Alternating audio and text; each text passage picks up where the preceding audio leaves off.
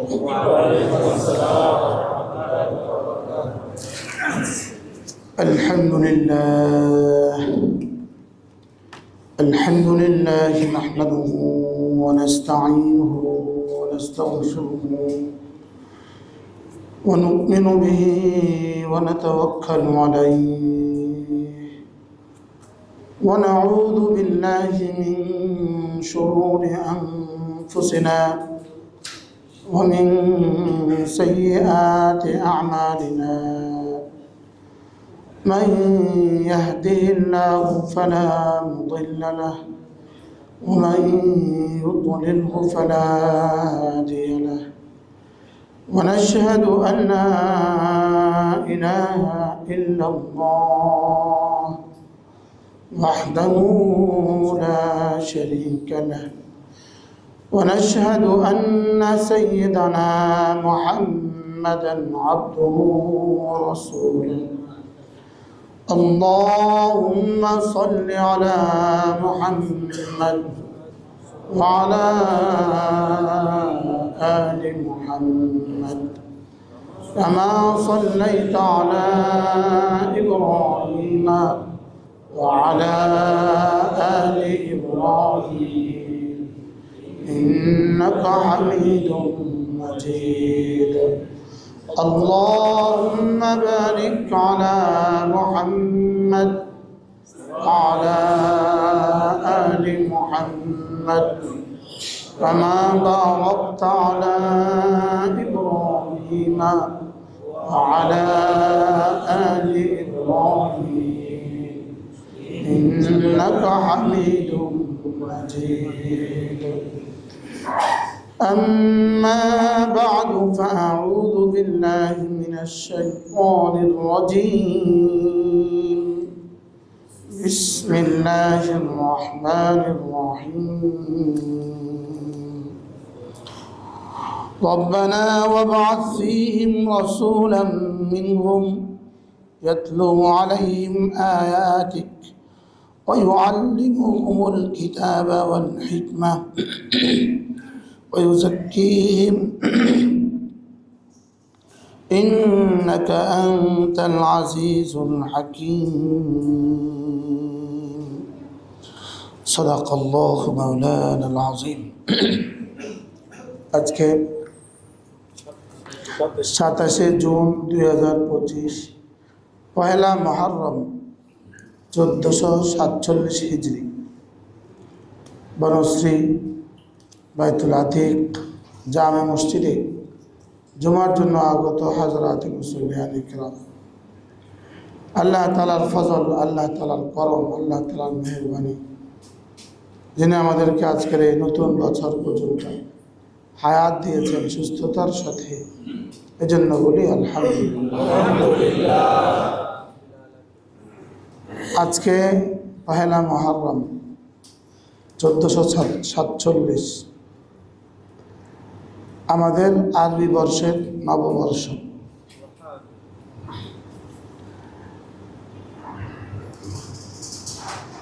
মুহররম মাস হল পৃথিবীর সৃষ্টিরও মাস, পৃথিবী ধ্বংসেরও মাস। মুহররম মাস হল পৃথিবীকে প্রথম বানিয়েছেন এই মাসে, আর এই মাসেই আবার কিয়ামত কায়েম হবে। মুহররম মাসের সাথে অনেক ঐতিহাসিক ঘটনা। জান্নাত বানিয়েছেন মুহররম মাসে, আমাদেরকে জান্নাত দিবেন আবার মুহররম মাসে। আদম আলাইহিস সালামকে বানিয়েছেন মুহররম মাসে। তো হাজারো ঘটনা মুহররমের সাথে সম্পৃক্ত। এই জন্য রমাদানের পরে আল্লাহ তাআলার কাছে শ্রেষ্ঠ মাস হলো মুহররম মাস। রমাদানের পরে আল্লাহ তাআলার কাছে কি শ্রেষ্ঠ মাস হলো মুহররম মাস। এই জন্য রমাদানের পরে মুহররম মাসের রোজাই আল্লাহ তাআলার কাছে শ্রেষ্ঠ রোজা। এই জন্য কমপক্ষে এই মাসের সোমবার, বৃহস্পতিবারগুলোকে রোজা রাখা, আর কমপক্ষে তাসুআ আর আশুরা 9-10। ইসলামের আগে মুহররম মাসেই রোজা ফরজ ছিল। মুহররম মাসের এই রোজা কি ছিল? ফরজ ছিল। পরে রমাদানের রোজার দ্বারা এই মাসের রোজাকে মনসুখ করা হয়েছে। কোনো মানুষ যদি রমজান মুহররম মাসের 10 তারিখে রোজা রাখে, রাসূল করিম সাল্লাল্লাহু তাআলা আলাইহি ওয়াসাল্লাম ইরশাদ করেন, আহতাসিবু আলাল্লাহ আন ইউকাফিরা সানাতান, আল্লাহ তাআলা তার 1 বছরের গুনাহ মাফ করে দেন। আমি আপনাদের সামনের জুমা হয়তো পাবো না, আমার সুযোগ নেই, এজন্য আগে বলে দিলাম। আর সামনের জুমার পরেই হবে আশুরা। রাসূল করিম সাল্লাল্লাহু তাআলা আলাইহি ওয়াসাল্লাম যখন মদিনায় তয়্যিবায় তাশরীফ নিয়ে গেলেন, গিয়ে দেখলেন যে ইহুদিরা 10 তারিখে রোজা রাখে। এখনো ইহুদিরা 10 তারিখে রোজা রাখে। আল্লাহ নবী জিজ্ঞেস করলেন, তোমরা 10 তারিখে রোজা কেন রাখছো? তারা জবাবে বলল যে হযরত মুসা আলাইহিস সালামের সব ঘটনা বলল যে সব মুহররম মাসে হয়েছে। তো রাসূল বললেন, আমি তো তোমাদের তুলনায় মুসার আরও কাছে, আমি তোমাদের তুলনায় মুসা ইসলামের আরও কাছে, আমিও রাখবো। তবে তোমরা শুধু একটা রাখো, আমরা দুটা রাখবো। খালিফুল ইয়াহুদা, ইয়াহুদীদের কি করো? মুখালফত করো। ওরা যা করে তোমরা তার বিপরীতটা করো। যে দিনে তারা রোজা রাখে এটা সম্মানী দিন, তা আমরাও রাখবো। তবে তারা একটা রাখে, আমরা হয়তো নবম দশম রাখবেন, অথবা দশম অথবা সাথে একাদশটা মিলিয়ে নেবেন ইনশাআল্লাহ। আল্লাহ আমাদের সবাইকে তৌফিক দান করুন। গত জুমা আমরা যেখানে ছিলাম, বেশ কিছু হাজী সাহেব আজকেও আসছেন, আমাদের অ্যাডভোকেট সাহেব আসছেন, আর ওনার সোমবারে আসছেন। আরেক হাজী সাহেব, আমাদের আরেক হাজী সাহেব, হাজী সাহেবের নাম কি? আলহাজ আব্দুর রশিদ সাহেব, তিনিও আসছেন সোমবারে। আপনারা বলে দেন যে আল্লাহ সবাইকে মাফ করে দেন। 40 দিন পর্যন্ত এনাদের দোয়া আল্লাহ তাআলা কবুল করুন। আল্লাহুম্মা গফিরিল হাজ, আল্লাহ হাজী সাহেবকে মাফ করে দেন। ওয়াগফির লিমান ইস্তাগফারা লাহুল হাজ, হাজী সাহেব যাদের জন্য দোয়া করে আল্লাহ তাদেরকেও মাফ করে দেন। আচ্ছা, নবী রহমতে দো জাহান সাল্লাল্লাহু তাআলা আলাইহি ওয়াসাল্লাম, রহমাতুল্লিল আলামিন সাল্লাল্লাহু তাআলা আলাইহি ওয়াসাল্লাম তো এই কথা জানতেন সকলের উপর হজ ফরজও হবে না, সকলে হজে আসতেও পারবে না, ঠিক না? সকলে তো আর হজে যেতে পারবে না। তাহলে আমি শুধু হাজী সাহেবদের জন্য দোয়া করব কেন? যেন এভাবেই বলে দিলেন যে আল্লাহ যাদের জন্য হাজী সাহেবরা দোয়া করবে তাদেরকেও মাফ করে দেব। ব্যাস, একই বাক্যে হাজী সাহেবও হয়ে গেল, আমরাও পেয়ে গেলাম। এই জন্য হাজী সাহেবদের 40 দিন পর্যন্ত দোয়া কবুল হয়। আপনারাও কার্পণ্য করবেন না, আর আপনারাও চাইতে ভুলবেন না। যখনই দেখেন কোনো হাজী সাহেবকে বলবেন, হাজী সাহেব আমার মাগফিরাতের দোয়া করে দেন। হাজী সাহেবও বলবেন যে আল্লাহ আমাকে আর ওনাকে আমাদেরকে মাফ করে দাও। ইয়াগফিরুল্লাহু লানা ওয়া লাকুম, আল্লাহ আমাদেরকে মাফ করে দাও। আল্লাহ আমাদেরকে বারবার আপনার ঘরে যাওয়া নসিব করেন। উমরার প্রবণতা কিছু আছে মুসলমানদের মধ্যে, হজের জন্য উচ্ছ্বাস তেমন নাই। হ্যাঁ, উমরা 1 লক্ষ বার উমরা করলেও হজ রহিত হবে না, হজ সাকেত হবে না। উমরা করবেনই না, উমরা করবেন হজ করার পরে। বলেন কি বলছি? বলেন, আগে হজ করব, এরপরে কি করব? ওই উমরা যে টাকা হবে ওই টাকার সাথে আরো মিলাতে থাকেন, জোড়াতে থাকেন, আরো জমাতে থাকেন, এরপরে ইনশাল্লাহ হজ করবেন। উমরার হজের মধ্যে পার্থক্য হলো নফল নামাজ আর ফরজ নামাজের পার্থক্য। কি ভাই, এখন একজনে আমরা জানাজা পড়ি না ফরজের আগে না পরে? ফরজের পরে। এই জন্য আগে ফরজ করে নেওয়ার প্রবণতা হওয়া উচিত। আগে হজ করব, আগে কি করবো? বলে আগে তো চিহ্নে আহি সহজ হবে না, বিষয়টা এরকম না। হজ সহজ হওয়ার সাথে উমরার কোনো সম্পর্ক নেই। হজ আরেক বিষয়, উমরা আরেক বিষয়। হজ যেখানে উমরা সেখানে নয়। হজ হলো মিনা, আরাফা, মুজদালিফা, আর উমরা মক্কা শরীফ। এই জন্য ইনশাআল্লাহ উমরার তো অবশ্যই দাম আছে না নাই বলেন? লেকিন হজ ফরজ, এর পরে উমরা করব। আল্লাহ আমাদেরকে তৌফিক দান করুন। যারা বুড়ো বয়সে হজ করার জন্য অপেক্ষা করছেন, আপনারা ওখানে থেকে যাওয়ার চিন্তা করে যাবেন। কি বলছি বলেন? আপনারা ওখান থেকে আর ফিরে আসার চিন্তা করে যাবেন না। আপনি যাবেন যে আপনি কাফনের কাপড়টা আছেই, এরামের কাপড়ের সাথে এটাই তো কাফনের কাপড়। তা এজন্য যারা বুড়ো বয়সে হজ করতে যাবেন তারা অনেক কষ্ট পাবেন। শুধু আপনি কষ্ট পাবেন না, কাফেলার যারা আছে সবাই কষ্ট পাবেন। আপনার কারণে আপনার 100 জন সাথী কষ্ট পাবে। এই জন্য আপনি এবার আমাদের সাথে আব্দুর রশিদ সাহেব ছিলেন, মাশাআল্লাহ। অনেক আমরা একটা গল্প পড়েছি ছোটবেলায়, যৌবনের গান, ইন্টারমিডিয়েট।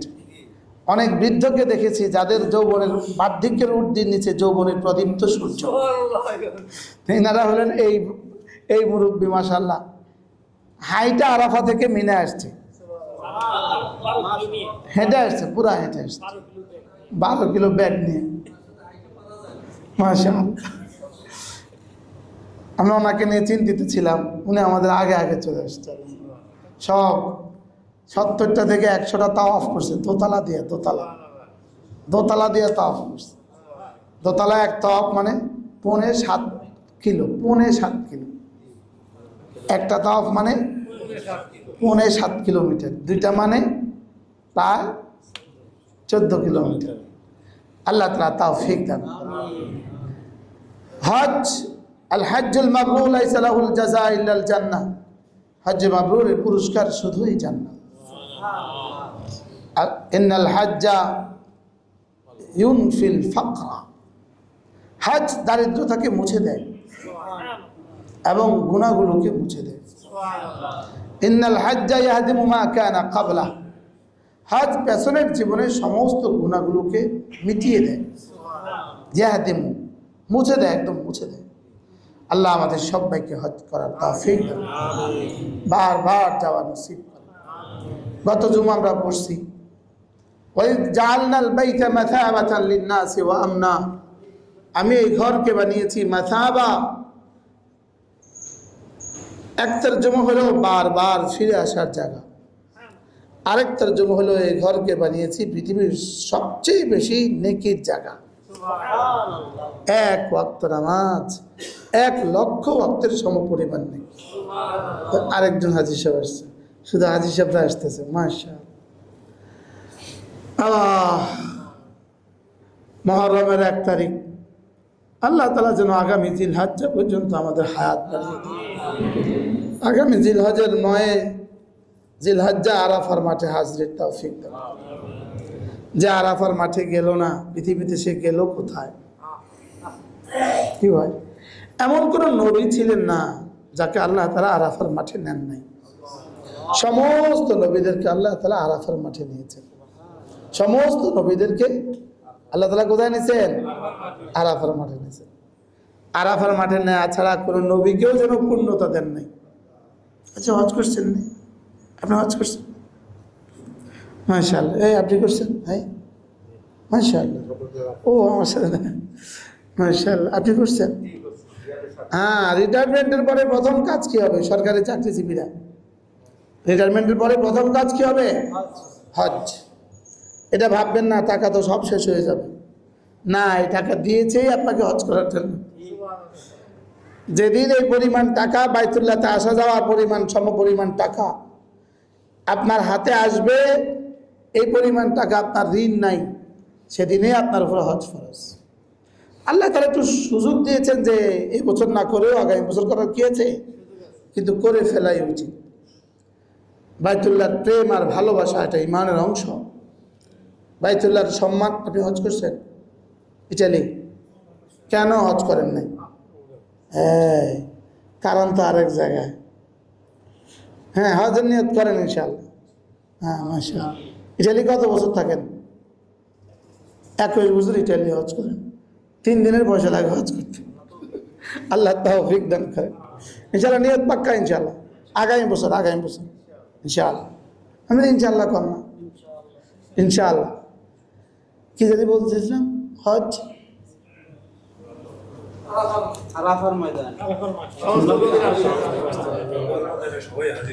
আরাফার ময়দানে আবার হাজির হইতে হবে। সুম্মা ইলাইনা তুরজাউন।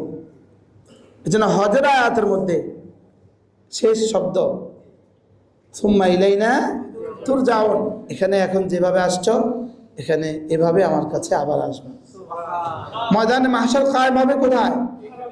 তা আরাফা, যদি আরাফার এই বালি যদি আপনি চোখের পানি দিয়ে ভিজিয়ে আসতে পারেন, সিক্ত করে আসতে পারেন, তো এই বালি যদি আবার এখানেই যদি আপনি দাঁড়ান, কি হয়? আবার যদি এখানেই দাঁড়াবার সুযোগ হয়, তো ওই বাটি তো বলবে, তুই তো আমার এখানে আগে পানি জমা দিছিলি, কি বলেন? হ্যাঁ, তুমি তো আমার এখানে পানি জমা দিয়ে গেছিলা। বারহাল আল্লাহ আমাদেরকে বারবার আল্লাহর ঘর যাওয়া নসিব করেন। মুহররমের 10 তারিখে রোজা রাখবো তো ইনশাআল্লাহ, সবাই নিয়ত করেন ইনশাআল্লাহ। আল্লামা ইবনুল কাইয়িম আল জাওজিয়্যা আলাইহির রাহমাত তিনি লিখছেন, যেগুলো মুকাফফিরাতুয যুনুব, যেগুলো মানুষের গুনাহকে মুছে দেয়, যে সমস্ত ইবাদাতে গুনাহকে কি করে, আসলে প্রতিটা ইবাদত এটা দুটা দিক আছে, একটা হলো নেকি জমা করে, আর হলো গুনাহ মুছে। কিছু যোগ করে, কিছু কি করে। এজন্য মসজিদে আসার সময় এক কদমে এক নেকি দেওয়া হয়, দ্বিতীয় কদমে গুনাহ মুছে দেওয়া হয়। তাওয়াফের প্রতি কদমে এক কদমে নেকি দেওয়া হয়, আরেক কদমে গুনাহ মুছে দেওয়া হয়। আরাফার দিনের রোজা 2 বছরের গুনাহ মাফ করে দেয়। আরাফার দিন কোন তারিখকে বলে? জিলহজের 9 তারিখ। আর মুহররমের রোজা 1 বছরের গুনাহ মাফ করে দেয়। এখন একজন মানুষের জীবনে প্রতি বছর যদি, রমজান তো আছেই, আবার এই 3টা রোজা দিয়ে যদি 3 বছরের গুনাহ মাফ করে, তো এই মানুষটার আর গুনাহ আছে? বলুন যে আসলে বিষয়টা কি এত সহজ? তো রব সহজ করছে, আপনি এত কঠিন ভাবলেন কেন? কি ভাই, রব তো আমাকে জাহান্নামে দেওয়ার জন্য বানান নাই, আমাকে বানিয়েছেন জান্নাতে দেওয়ার জন্য। আবার কিছু গুনার যোগ্যতা দিয়ে দিয়েছেন, আবার কিছু গুনার মাত্রা দিয়ে দিয়েছেন। গুনাহ তো আর গরুও করবে না, ছাগলও করবে না, ইহুদিও করে না, নাসারাও করে না, হিন্দুও গুনাহ করে না। তো বলে ইহুদি গুনাহ করে না, বুঝে এটা কোনো কথা? নাসারা বুঝে গুনাহ করে না, যাদের ঈমান নাই তাদের আবার গুনাহ কিসের? আরে খলির তলাই তো নাই, আবার মাছ কিসের? কি ভাই, এতে তো পুরাটাই শিরিক। শিরিকের পরে আবার গুনাহ লাগে না। আবার জাহান্নামের জন্য শিরিকই তো কি যথেষ্ট, আর তার গুনার আবার সাজা কিসের? এজন্য ভিন্ন একটা মাসআলা আছে। এই বিধর্মীদের, বেঈমানদের নামাজ না পড়ার শাস্তি হবে কিনা, বেঈমানদের নামাজ না পড়ার, এটা একটা আলাদা মূল্যায়নের একটা মাসআলা আছে। বেঈমানদের নামাজ না পড়ার শাস্তি হবে কিনা, তো জমহুরের মতে বেঈমানদের নামাজ না পড়ার কি হবে না, শাস্তি হবে না। বেঈমানের নামাজ না পড়ার কি হবে না? তো একটা প্রশ্ন আরোপিত হয়, তাহলে কোরআন কারীমের ওই আয়াত, মা সালাকাকুম ফি সাকার ক্বালু লাম নাকু মিনাল মুসাল্লিন, তোমাদেরকে জাহান্নামে কে নিয়ে আসলো? তো বেঈমানরা কি জবাব দিবে? আমরা মুসল্লি ছিলাম না, আমরা ওয়ালাম নাকু নুতইমুল মিসকিন, আমরা যাকাত দিতাম না। তাহলে আমরা নামাজ পড়তাম না, আমরা যাকাত দিতাম না, এটা বলবে কেন? তারা বলা উচিত ছিল লাম নাকু মিনাল মুমিনিন, আমরা মুমিন ছিলাম না। এর পরিবর্তে তারা বলে, মূলত এই জবাব কাফেরও দিবে, মাআযাল্লাহ মুমিন উসাতুল মুমিনিন, নাফরমান যারা তারাও দিবে, বেনামাজিও দিবে। তো বেনামাজিদের জবাব তো পারফেক্ট, ঠিক আছে। মুমিন বেনামাজি, সে বলবে আমি ঈমান ছিল তবে নামাজ পড়তাম না। আর ওরা কি বলবে? আমরা নামাজ পড়তাম না, তরজমা কি? লাম নাকু মিন মুতাকিদিস সালাহ, নামাজের ফরজিয়তের ইয়াকিন আমাদের ছিল না, আমরা নামাজ পড়তাম না। তরজমা কি? নামাজ যে ফরজ ছিল এর ইয়াকিন আমাদের কি? দেখেন, খোদা না খাস্তা আমাদের মধ্যেও কেউ যদি খোদা না খাস্তা নামাজ না পড়ে, নামাজ না পড়া কবিরা গুনাহ, লেকিন নামাজের ফরজিয়তকে ইনকার করা কুফরি, এটা আর ঈমান থাকবে না। ইচ্ছাকৃতভাবে নামাজ ছেড়ে দিছে, বলেন, এটা কাফের হয়ে গেছে। আর নামাজের ফরজিয়তের ইয়াকিন করছে, এটা কাফের হয়ে গেছে। যদিও আমরা নামাজ ছেড়ে দেওয়াকে কুফরি বলি না, অনেক ইমাম মান তারাকা সালাতা মুতাআম্মিদান ফাকাদ কাফারা বলে ফেলছেন, যেহেতু এটা হাদিস, সহিহ হাদিস। তো আমরা বলি এখানে ফাকাদ কাফারা মানে সে কাফেরের মতো কাজ করলো। সে কি করলো? কাজটা কুফরির মতো করলো, সে কাফের হয়ে গেছে আমরা বলি না। ইচ্ছাকৃত নামাজ ছেড়ে দেওয়া আর নামাজকে ইনকার করা মাসের আরেক হাজি সাহেব, মাশাআল্লাহ, আলহামদুলিল্লাহ, অনেক হাজি সাহেব চলে আসছে। ইচ্ছাকৃতভাবে নামাজ ছেড়ে দিলে আর নামাজকে অস্বীকার করলে কাফের। ইসলামের কোন অংশকে অস্বীকার করা যাবে না, বলেন। এবং ইসলামের কোন অংশ নিয়ে মজাক উড়ানো যাবে না, তামাশা করা যাবে না, ঠাট্টা করা যাবে না। কি বলেন? কি করা যাবে না? আল আশবাহ ওয়ান নাযায়ের এক কিতাব আছে, বিখ্যাত কিতাব, ইবনে নুজাইম আল মাসরি। এটা হলো মূলত ফিকহের উসুল, ফিকহের কাওয়ায়েদগুলো লেখে। এর মধ্যে কাওয়ায়েদ লেখে, মূল নীতিগুলো লেখে। এর মধ্যে একটা উসুল আছে। আজীব একটা উদাহরণ ওখানে আছে। কোনো মানুষ যদি কোনো জিনিসকে ঠাট্টার স্থলে ব্যবহার করে, কি করে? ঠাট্টার স্থলে যদি ইসলামকে ব্যবহার করে, ঠাট্টার স্থলে ইসলামকে ব্যবহার করে, সে কাফের হয়ে যাবে। এরপরে লিখছে, নিজেদের ব্যবহৃত প্রয়োজনে, ব্যবহারের প্রয়োজনে কোরআনকে ব্যবহার করছে। কি করছে? কোরআনকে ব্যবহার করছে নিজের ব্যবহারের জায়গায়, নিজের যেই ভাষা, যেই শব্দ যেখানে বলা উচিত, এর পরিবর্তে সে কোরআন ব্যবহার করছে। এটাও কুফরি। ইস্তেমাল কোরআন ফি মারাজ ইস্তেমাল নাস, মানুষের ব্যবহারের স্থলে সে কোরআন ব্যবহার করছে। যেমন ধরেন মোবাইলের রিংটোন দিছে কোরআনে কারীম। কি দিছে? কোরআনে কারীমের একটা সূরা দিছে মোবাইলের কি রিংটোন। আচ্ছা, এই রিংটোনটা কি মানুষের ব্যবহারের জায়গা না কোরআন ব্যবহারের জায়গা? এটা মানুষের ব্যবহারের জায়গা, বুঝেন নাই? এটা আমার ব্যবহারের জায়গা। এখানে কোরআনে কারীমের রিংটোন দেওয়া কি হবে না? ঠিক হবে না। আচ্ছা, কোরআনে কারীমের এমন এক শব্দ, যেমন লা আ'বুদু মা তা'বুদুন, তোমরা যেগুলো ইবাদত করো আমি সেগুলো করি না। এখন লা আ'বুদু বলছেন, মোবাইলের রিংটোন, এবার আপনি এটাকে রিসিভ করলেন, এবার তর্জমা কি হয়েছে? আমি ইবাদত করি না। এরকম হাজারো শব্দ আছে কিনা বলেন? এজন্য মারাজ ইস্তেমালিন নাস, মানুষের ব্যবহারের স্থলে কি ব্যবহার করা যাবে না? কোরআনে কারীম ব্যবহার করা যাবে না। ওখানে উদাহরণ লিখছে, সাপুড়ে খেলা দেখা। তো সে সাপুড়ে তার বক্স খোলার সময় বলতেছে সবাই সূরা ফাতিহা পড়েন। সাপুড়ের বক্স খোলার সময় কি বলছে? সবাই সূরা ফাতিহা পড়েন। সাপুড়ের বক্স খোলা এটা কি ইবাদতের জিনিস? খুব ভালো জিনিস। তো এটাকে সে তামাশার জায়গায় কি করছে? সূরা ফাতিহা ইস্তেমাল করছে। এজন্য বিসমিল্লাহ বলে মদ খাইলে কাফের হয়ে যাবে। নাউজুবিল্লাহ বলেন। বিসমিল্লাহ বলে মদ খাইলে কি হয়ে যাবে? কেন? সে হারামের স্থলে কি করছে? আল্লাহর নাম ব্যবহার করছে। জেনা করছে মুআযাল্লাহ বিসমিল্লাহ বইলা, এটা কি হয়ে যাবে? কাফের হয়ে যাবে। এটাকে কাফের কেন? হারামের স্থলে কি? হারামের স্থলে বিসমিল্লাহ লাগাইছে। হারামের স্থলে কি লাগাইছে? বিসমিল্লাহ লাগাইছে। এই জন্য গানের অনুষ্ঠান বিসমিল্লাহ দিয়ে কেরাত দিয়ে শুরু না করা, খবরদার। গানের অনুষ্ঠান কি না করা বিসমিল্লাহ ছাড়া। হ্যাঁ, ওরা বুদ্ধি করে এই সংবিধান থেকে বিসমিল্লাহ বাদ দেওয়ার চেষ্টা করছে। কারণ যে সংবিধান দিয়ে এত জুলুম, ওই সংবিধান বিসমিল্লাহ দিয়ে কেমনে শুরু করে? কি হয়? হারামে বিসমিল্লাহ বলা যাবে না, হারামে বিসমিল্লাহ বলা যাবে না। বাহরহাল আমরা আজকে কি শিখছি বলেন? শেষ কথাটা, মানুষের ব্যবহারের স্থলে কি? কোরআনে কারীমের তেলাওয়াত। বাথরুমে আপনার রিংটোন বাজলো, তখন আপনি কি করবেন? তখন আপনি বাথরুমে রিংটোন বেজে উঠল। কোন প্রসঙ্গ থেকে কোন প্রসঙ্গ আল্লাহ পাকের কাছে আমরা ছেড়ে দিই, নিজেদেরকে আল্লাহ পৌঁছায় দেয়।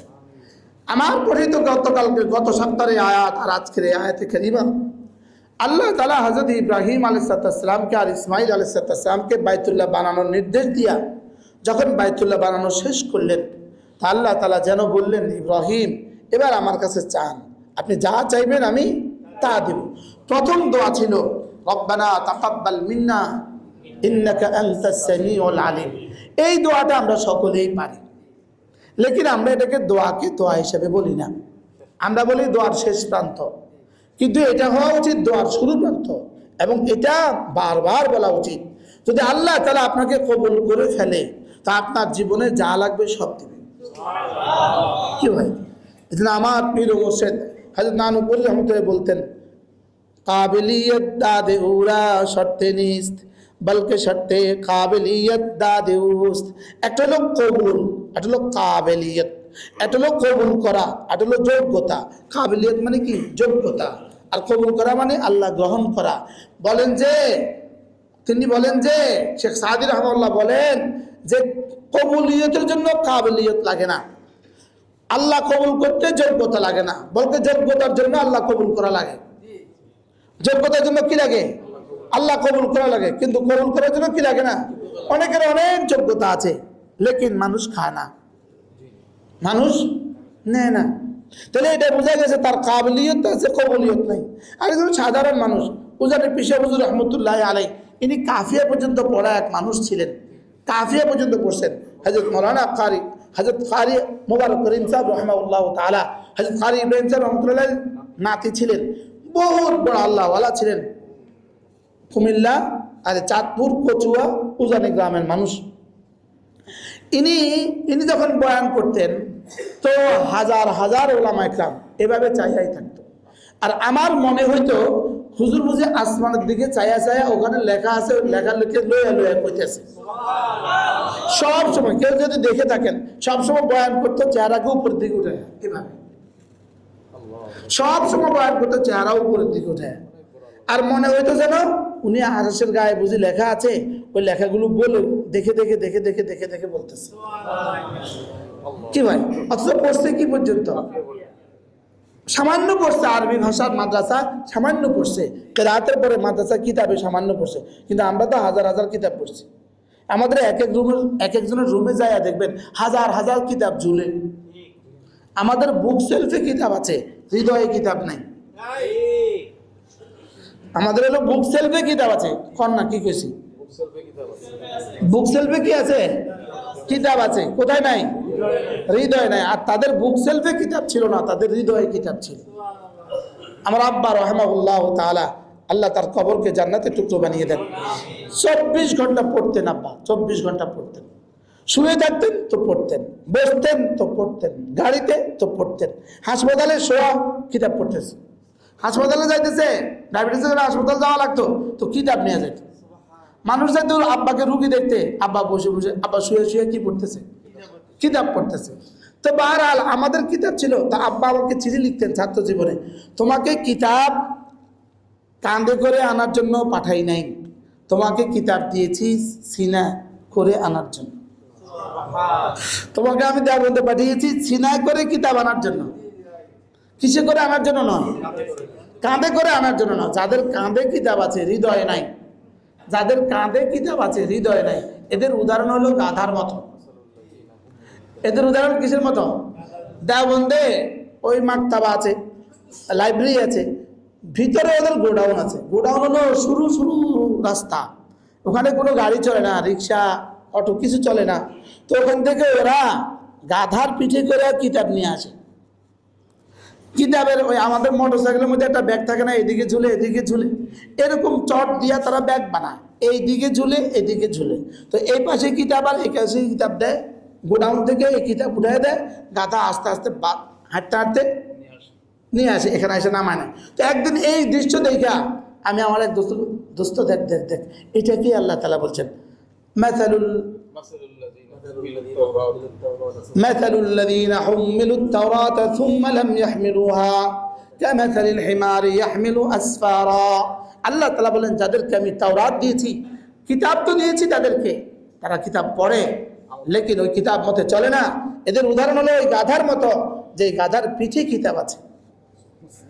গাধার কি আছে? ইয়াহমিলু আসফারা, সে পিঠে তো বোঝা বয়, কিতাবের বোঝা বয়। আচ্ছা গাধা জানে তার কিতাবে কি কি আছে? এই গাধা কি জানে তার কিতাবে কি কি আছে? তো এই গাধা আর আমাদের মধ্যে পার্থক্য কি? যাদের ইলম আছে আমল নাই, এদের মধ্যে আর ওদের মধ্যে পার্থক্য এমন। যাদের কাছে কিতাব তো আছে পড়ে না, এরাও এমন, এরাও এমন। কিতাব শুধু কিতাব সাজিয়ে থাকছে, লেকিন উনি ওনার ফেসবুকে আছে, উনি আছে ওনার মোবাইলে, আর কিতাব আছে কোথায়? কিতাব আছে বুক সেলফে। এদের উদাহরণ হলো কিসের মতো? হ্যাঁ, আমিও এর মতোই। হাজার হাজার কিতাব আমার কাছে আছে, লক্ষ লক্ষ টাকার কিতাব আমার কাছে আছে, লেকিন ছিলেন নাই। আমাদের এক বুজুর্গ ছিলেন হযরত মৌলানা আব্দুল হক সাহেব রাহমাহুল্লাহ তাআলা। তিনি একবার জিদ্দা থেকে কোথাও যাচ্ছিলেন, তার এক ইঞ্জিনিয়ার বন্ধু গাড়ি চালাচ্ছিলেন। তো হঠাৎ করে ওই গাড়িটা তেল পাম্পে দাঁড়াইলো তেল নেওয়ার জন্য। তো দেখলো যে আরেকটা লরি, তেলবাহী লরি, সেও দাঁড়িয়েছে তেল নেওয়ার জন্য। তেলবাহী লরি দাঁড়ানা দাঁড়া। তো হযরত বললেন, দেখো এর উদাহরণ হলো ওই আলেমের মতো, ওই আলেমের মতো যার পিঠে এলেম আছে, দিলে এলেম নেই। এটার মধ্যে 30,000 গ্যালন লিখে রাখছে, আর ওটার কলজাত কি নেই, কলজাত তেল নাই। এখন এখানে দাঁড়া আমার 100 লিটার দিয়ে দাও। তার পিঠে আছে 30,000, এখানে কয় কি দাও। এটার উদাহরণ হলো কেমন বলেন? যার পিঠে কি দাও আছে কি নাই, সিনাই নাই। বারহাল কিতাব এমন এক জিনিস, এটা পড়া উচিত। ইমাম আহমদ ইবনে হাম্বল রাহমাহুল্লাহ তিনি বলতেন, কিতাব এমন এক শাই, কিতাব এমন এক বস্তু, লাম ইয়াখুদ মিনহা শাইআ, কিতাব থেকে কেউ কখনো খুলবে না, ইল্লা তবে যখনই খুলে আদ হাসালা মিনহু শাইআ, সে ওখান থেকে কিছু না কিছু পেয়ে যাবে। 1 সেকেন্ডের জন্য আপনি একটা বই খুলছেন, 1 মিনিটের জন্য, আধা মিনিটের জন্য, ওই আধা মিনিটের মধ্যে আপনি জীবনের জন্য কিছু না কিছু পেয়ে যাবেন। এই জন্য আল কিতাব নি'মাল আনিস ফিল কিতাব, নি'মাল আনিস আল কিতাব নি'মাল আনিস ফিল ওয়াহশা। কিতাব কতই না ভালো বন্ধু আপনার একাকিত্বে। আমাদের একাকিত্ব কিতাব দিয়ে কাটে না ফেসবুক দিয়ে কাটে? হ্যাঁ, শুধু মোবাইল দিয়ে আমাদের একাকিত্ব কাটে। লেকিন একাকিত্ব কাটা উচিত ছিল কি দিয়া বলেন? এই বলে একাকিত্ব কাটবে হয় তাসবিহ দিয়া, আর না হয় কিতাব দিয়া, আর না ঘুম। আর আমাদের একাকিত্ব কাটে কি দিয়া? ফেসবুক দিয়া, মোবাইল দেখে দেখে আমাদের একাকিত্ব কাটে। এই জন্য কিতাব নিবেন, কিতাব কিনবেন, কিতাব পড়বেন। কিতাব আপনার হৃদয়কে আলোকিত করে দিবে। কিতাব, হ্যাঁ, আলোকিত কিতাব আলোকিত করে, আর অন্ধকারাচ্ছন্ন কিতাব অন্ধকারাচ্ছন্ন করে দেয়। ওই আলোকিত মানুষ চাই। আমাদের একটা কিতাবের লাইব্রেরির মধ্যে, চলমান ভ্রাম্যমান লাইব্রেরির মধ্যে কি লেখা আছে? আলোকিত মানুষ চাই, কিন্তু আলোকিত বই নেই। আলোকিত মানুষ চাই, এর জন্য আলোকিত বই লাগবে, আলোকিত মানুষ লাগবে। কি আলোকিত মানুষের ছোঁয়া ছাড়া?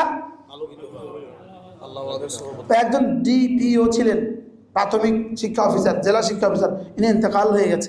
আমাকে অনেক মহাব্বত করতেন, আল্লাহ তার কবরকে জান্নাতের টুকরো বানিয়ে দেন।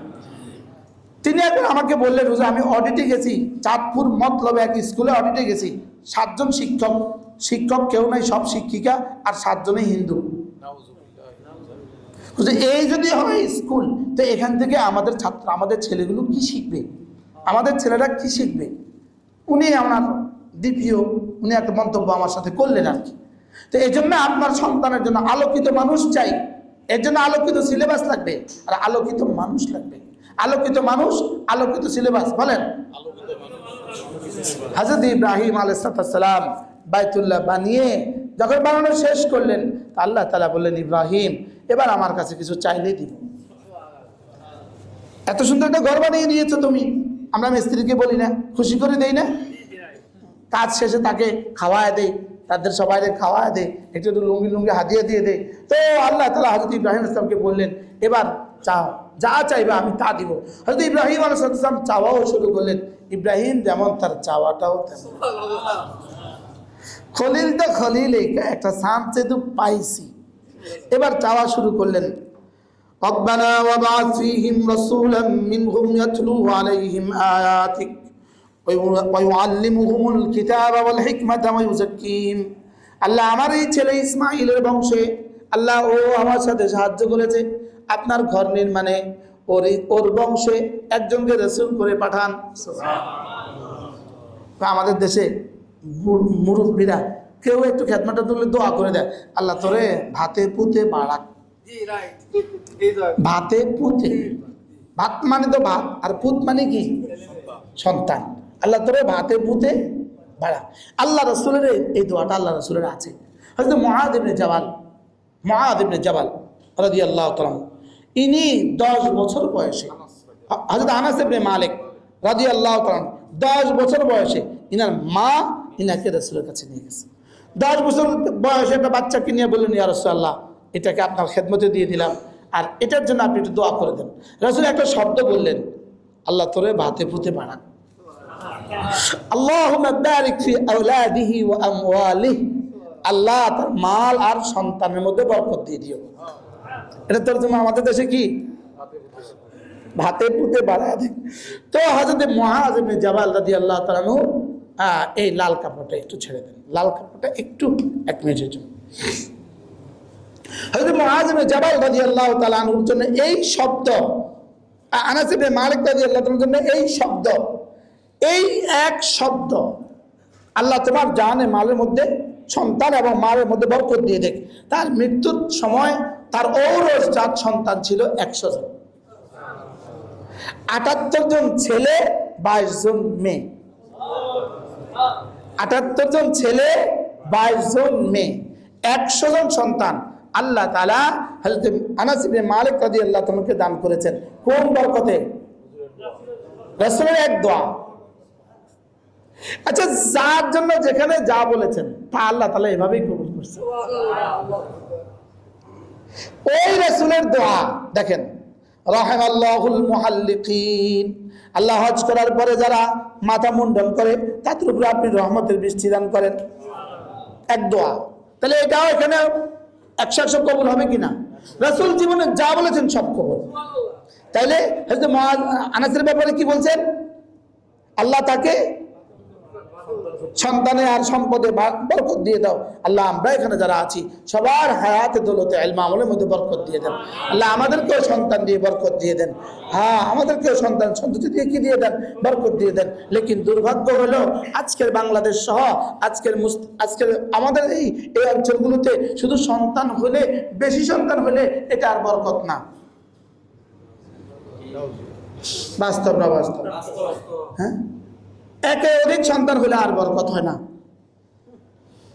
আচ্ছা, এক ছেলে কামাবে আর 2 ছেলে কামাবে সমান? আচ্ছা, এক ছেলে আপনার জন্য দোয়া করবে, 2 ছেলে দোয়া করবে সমান?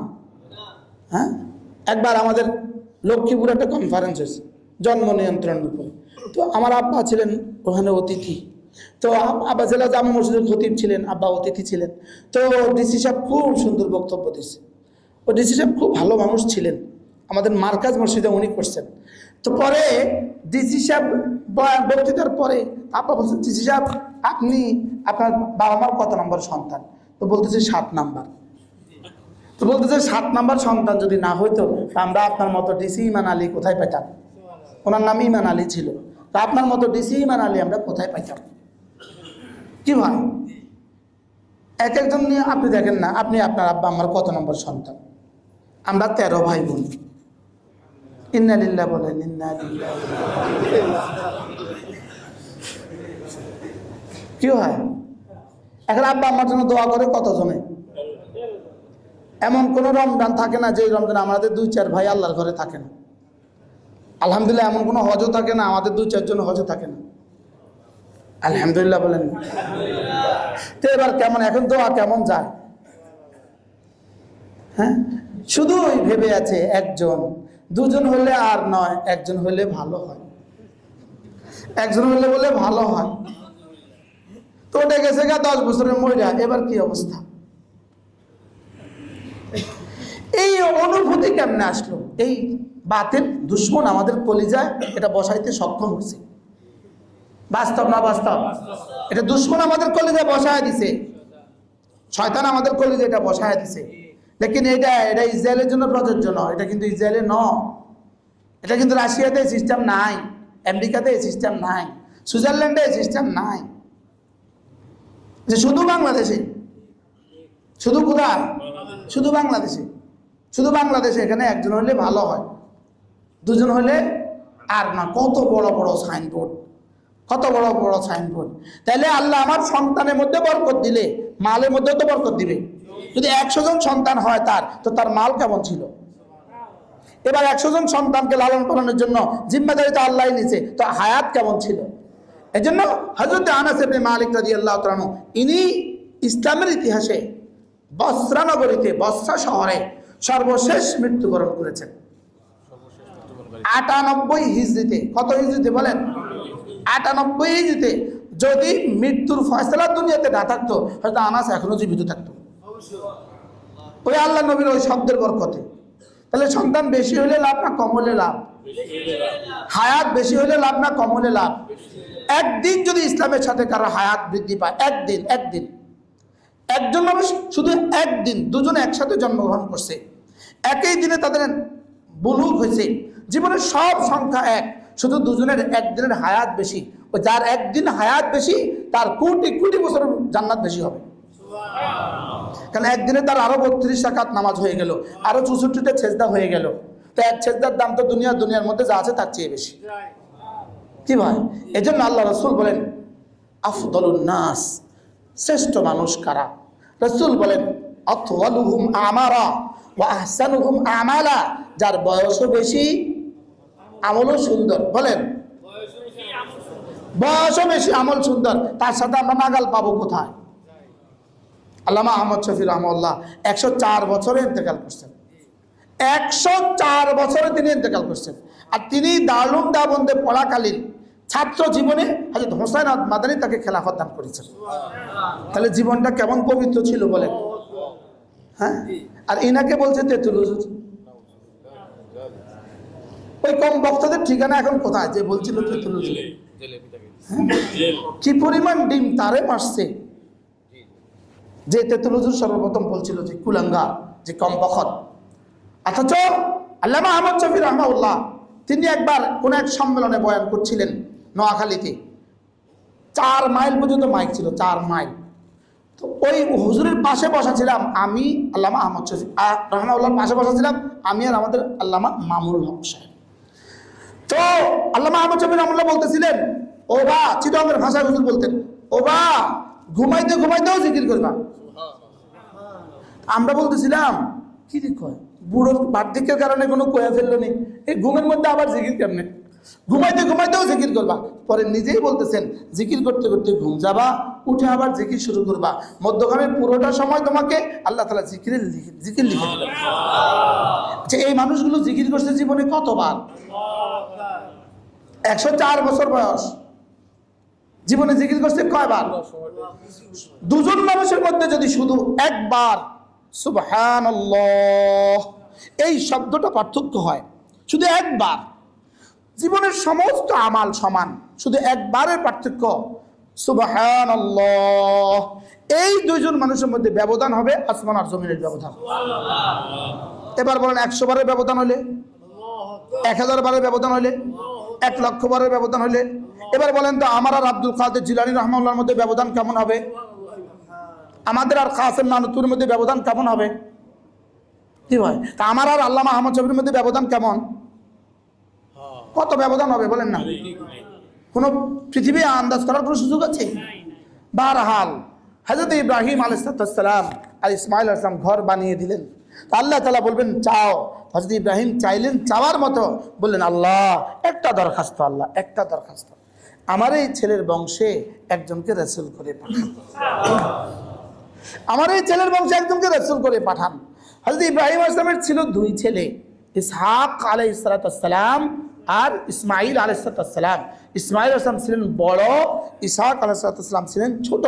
তো হযরত আয-যাবিহা ছিলেন ইসমাঈল আলাইহিস সালাম, জবাই করছেন কাকে? ইসমাঈল আলাইহিস সালামকে জবাই করছেন। তো হযরত ইসমাঈল আলাইহিস সালামের জন্য এই দোয়া করছেন, আল্লাহ আমার এই ছেলের বংশে একজনকে রাসূল করে পাঠান। কিন্তু হযরত ইব্রাহিম আলাইহিস সালামের এই দোয়া ইসমাঈল আলাইহিস সালামের ক্ষেত্রে কবুল তো হয়েছে, লেকিন নগদ হয় নাই। কি হয়েছে? নগদ হয় নাই। নগদ কবুল হয়ে গেছে গা ইসহাক আলাইহিস সালামের পক্ষে। ইসহাক আলাইহিস সালামের ছেলের নাম ছিল ইয়াকুব, তিনিও নবী। ওনার ছেলের নাম ইউসুফ, তিনিও নবী। ছেলে নবী, নাতিও নবী। এই খানদানে 70,000 নবী আল্লাহ তাআলা দান করছেন। আচ্ছা, এখন এই খানদানের লোকদের দাবি কি? আমরা সম্মানী, আমাদের খানদানের নবী। আর ইসমাঈল ইসলামের খানদানের মানুষগুলো তারা কি বলতো? তোমরা বেদামি, তোমাদের খানদানে কোনো কি নাই। তো এরা শুধু বলতো আসবে, কেননা আব্বার দোয়া, খালিলের দোয়া তো ব্যর্থ হবে না, আসবে। আমাদের খানদানে একজন কি, আর ও বলতো আর কবে আইব, যেমন আমরা কোন ইসলামী হুকুমত আর কবে আইব। আমরা তো সব এক বাক্য নয়, সব এক বাক্য, ইসলামী হুকুমত আর কবে আসবে। আমরা বলছি আসবেই, আসবে ইনশাআল্লাহ। পৃথিবীতে 1 ইঞ্চি জায়গা হবে না যেখানে ইসলাম কায়েম হবে না। আল্লাহর এই জমিন, মাশরিক থেকে মাগরিব, শিমাল থেকে জুনুব, এই পৃথিবীর 1 ইঞ্চি জায়গা হবে না যেখানে ইসলাম কায়েম হবে না। আর এই পৃথিবী, এই ধরিত্রী, এই পৃথিবী, এই আসমানের নিচে, জমিনের উপরে 1 একটা ইহুদি হবে না, একটা ইহুদি থাকবে না। কি বলছে বলেন? ওই মিশন শুরু হয়ে গেছে, ওটাই শুরু হয়ে গেছে ইনশাআল্লাহ। বলেন ইনশাআল্লাহ। হ্যাঁ, এবারের এই এই যুদ্ধ বিরতি আর এই যুদ্ধের বিজয়, এটা ওটার দিকে ইশারা করে, এটা ওটার দিকে কি করে? ইশারা করে। ইহুদি গাছের পিছনে আশ্রয় নিবে, আর গাছ বলবে ইন্না ওয়ারাই ইহুদিয়ান ফাকতুলহু, আমার পেছনে একটা ইহুদি আছে, মার, তারে মার। একটা একটা ইহুদি পৃথিবী থেকে নিশ্চিহ্ন হবে, কোনো বেঈমান পৃথিবীতে থাকবে না। কালকের সূর্য উঠবে কি উঠবে না সন্দেহ আছে, আমাদের এই বিশ্বাসে কোনো সন্দেহ নাই, সবাই বিশ্বাস করেন। তো আপনারা বলবেন আপনি হুজুর কবে কবে? তো ইসহাক আসলামের ছেলেরা কি বলতো? কবে আসবে কবে আসবে? তো এরা বলতো আসবে আসবে। শেষ থেকে আসছে না, আসছে না, শুধু আসছে না, আগের সবকে মনসুখ করে দিছে, আগের সব ডিলিট করে দিছে, আগের সব কি ডিলিট করে দিছে। এটা নবুয়তের সূর্য দিয়ে পাঠিয়েছে, তো নবুয়তের সব চারাকগুলো মুছে গেছে। চারাক প্রদীপ, সূর্য উঠলে প্রদীপ থাকে, হ্যাঁ, মিটি মিটি তো জ্বলে, লেকিন আর এটার আলো, এটা আলো আর কাজে আসে না। বলে আল্লাহ তাআলা একজনকে দিয়েছেন, তো ইসমাঈল আলাইহিস সালাম বংশে একজনকে পাঠিয়েছেন, তার নাম কি? মুহাম্মদ সাল্লাল্লাহু তাআলা আলাইহি ওয়াসাল্লাম। এজন্য আল্লাহর নবী বলতেন আনা দুআউল খলিল, আমি খলিল আলাইহিস সালামের দোয়া। যেহেতু আমি খলিল আলাইহিস সালামের দোয়া, এই জন্যই তোমরা নামাজের মধ্যে যখনই দুরূদ শরীফ পড়বা, আমার আব্বার জন্য দোয়া করতে ভুলবা না। এই জন্য হযরত মুহাম্মদুর রাসূলুল্লাহ সাল্লাল্লাহু আলাইহি ওয়াসাল্লাম যখন মেরাজে গেলেন, আল্লাহর নবী যখন মেরাজে গেলেন, তো সব আসমানে কোনো না কোনো নবীর সাথে দেখা, সকলেই দাঁড়িয়ে দাঁড়িয়ে মুসাফা করলেন, আল্লাহ রাসূলের সাথে দাঁড়িয়ে দাঁড়িয়ে মুসাফা করলেন। হযরত খলিল আলাইহিস সালাম হেলান দিয়ে বসে আছেন, তিনি দাঁড়ালেন না। তিনি কি করলেন না? দাঁড়ালেন না। তিনি কেন দাঁড়ালেন না? তিনি এই জন্য দাঁড়ালেন না, বাবা তার ছেলেকে দেখে দাঁড়াতে হয় না। ছেলে অনেক বড়, বাবা দিনমজুর, গ্রামের কৃষক, ছেলে হয়ে গেছে গা প্রধান বিচারপতি, প্রধান সেনাপতি। তো এই বাবা ওই ছেলেকে দেখে কি করতে হবে না? দাঁড়াইতে হবে না। তা আল্লাহ তাআলা হযরত খলিল আলাইহিস সালাম কি করেন নাই? বলেন, দাঁড়ান নাই, মুসাফা করেছেন, মুআনাকা করেছেন। আর বলছেন শোনো, একটা কথা বলছেন, শোনো, আখবির উম্মতি আসসালাম, তোমার উম্মতকে আমার পক্ষ থেকে সালাম দিবে। বলেন ওয়া আলাইকা ওয়া আলাইহিমুস সালাম। এবার কি বললেন? ওয়া আখবিরহুম, তাদেরকে একটা সংবাদ দিয়ে দিও। আকরে উম্মতি মিনকা আসসালাম ওয়া আখবিরহুম, তাদেরকে একটা সংবাদ দিয়ে দিও। আন্নাল জান্নাতা কিয়ান, জান্নাত হলো ধুধু খালি ময়দান, জান্নাত হলো ধুধু খালি ময়দান, সেখানে কোনো গাছ নাই, সেখানে কোনো পাখি নাই, সেখানে কোনো ফুল নাই। ওয়া আন্না গিরাসাহা, তোমার তাইয়্যিবাতাত তুরবা, ওটার মাটি বড় উর্বর, আযবাতাল মিয়া, পানি বড় সুমিষ্টি। সুবহানাল্লাহ, মাটি বড় কি উর্বর, পানি বড় সুমিষ্টি, ওটার কোনো গাছ নাই, ওটার গাছগাছালি কি জানো? সুবহানাল্লাহ ওয়ালহামদুলিল্লাহ ওয়া লা ইলাহা ইল্লাল্লাহু আল্লাহু আকবার। এটা হলো জান্নাতের গাছগাছালি। তোমার উম্মতকে বলে দিও জান্নাত হলো বড় উর্বর মাটি, জান্নাত হলো বড় উর্বর মাটি, পানি বড় মিষ্টি, সেখানে বীজ লাগালেই গাছ ওঠে, আর সেখানে বীজ কি, গাছ কি, ফল কি, ঘর কি। সুবহানাল্লাহ ওয়ালহামদুলিল্লাহ ওয়া লা ইলাহা ইল্লাল্লাহু আল্লাহু আকবার। ইবনু আবিদ দুনিয়া বিখ্যাত মুহাদ্দিস, তিনি তার বিখ্যাত কিতাব কিতাবুল সুহুদের মধ্যে আশ্চর্য কথা লিখেছেন।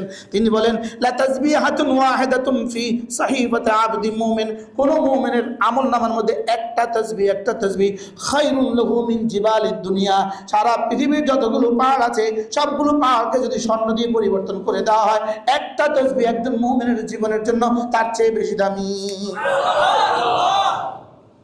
অথচ হাজারো ঘন্টা জীবন থেকে নষ্ট করে দিলাম, আসর থেকে মাগরিব বরবাদ করে দিলাম, মাগরিব থেকে এশা বরবাদ করে দিলাম, এশা থেকে রাত 12টা 1টা পর্যন্ত বরবাদ করে দিলাম।